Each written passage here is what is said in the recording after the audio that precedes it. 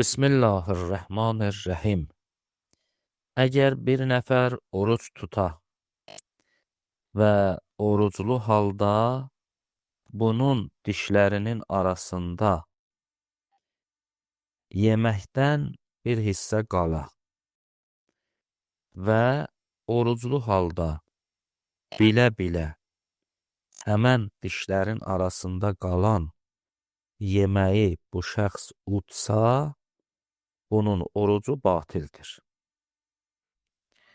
İkinci məsələ, əgər bir nəfər oruç tutmaq istəyir, yəni Ramazan ayıdır ya qeyri-Ramazan ayıdır, oruç tutmaq istəyir.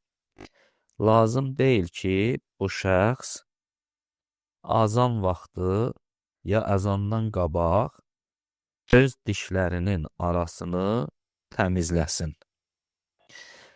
Əgər bilsə dişlərimin arasında yeməkdən bir qədəri qalıb və gün ərzində oruç halında bunu uda bilər, onda ona lazımdır dişlərini təmizləsin, ta inki gündüz vaxtı onu udmasın və orucu batil olmasın. Elhamdülillah.